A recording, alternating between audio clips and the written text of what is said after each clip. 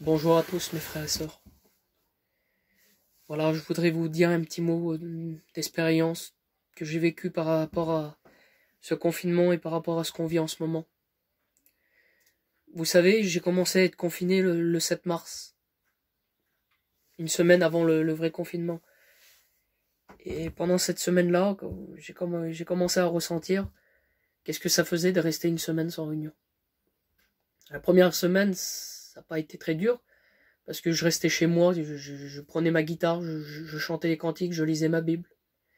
Mais quand il avait tombé réellement le vrai confinement et que ça a duré 2 mois, je pense, comme la plupart d'entre nous, mes frères et sœurs, vous savez, quand on n'a pas de réunion, quand on n'a pas la communion des frères et sœurs, des fois c'est dur.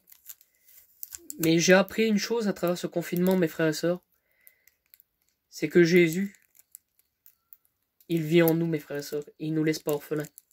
Moi, ce que j'ai appris, c'est que moi qui lisais ma Bible avant, à travers ce confinement, j'ai appris à mieux la lire, à la lire encore plus souvent.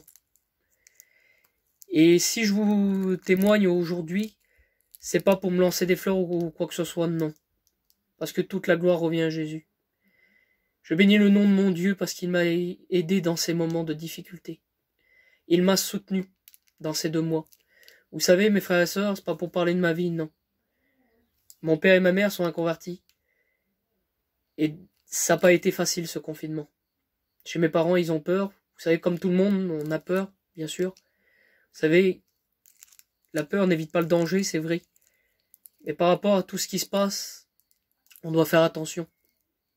Parce que des fois, quand on joue avec le feu, on peut se brûler les doigts par rapport à tout ce qu'ils disent, les gestes barrières, tout ça. Mais c'est pas ça, en vrai, que je vais vous parler. Je vais vous parler que Jésus, comment il peut soutenir un enfant de Dieu. Moi, à travers ces 2 mois de confinement, je me suis vu pas témoigner de la gloire de Dieu dans une réunion. Et j'ai appris qu'en vrai, la vraie communion de Dieu, la vraie relation de Dieu, elle se passe chez nous. On a besoin des réunions, mes frères et sœurs, pour la communion, avec les frères, avec les sœurs, c'est important.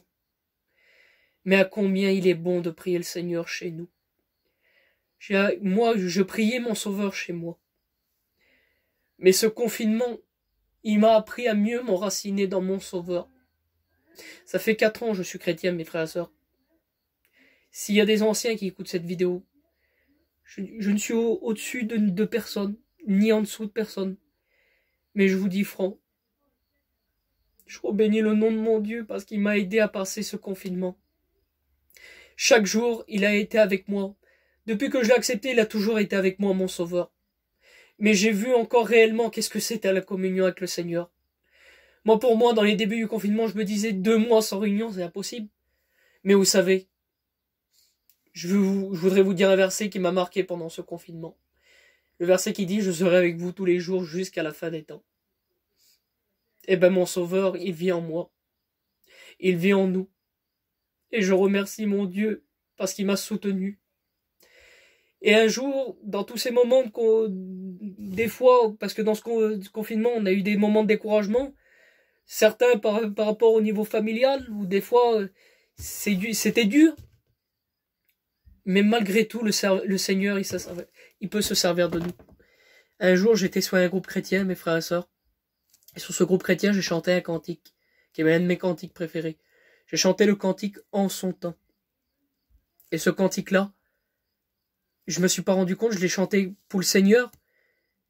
Et il y a 2 personnes qui sont venues me voir en privé. Ils m'ont envoyé un message, ils m'ont dit « Mon frère, le cantique que tu as chanté. » C'était ce que je demandais à Dieu depuis quelque temps.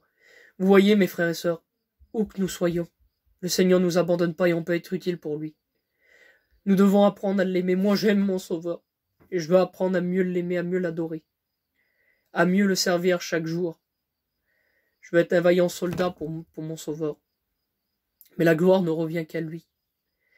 Et je voudrais dire à certains frères et sœurs qui ont passé des moments de difficulté dans ce confinement, qui ont eu des moments de découragement, qui sont faibles et fatigués.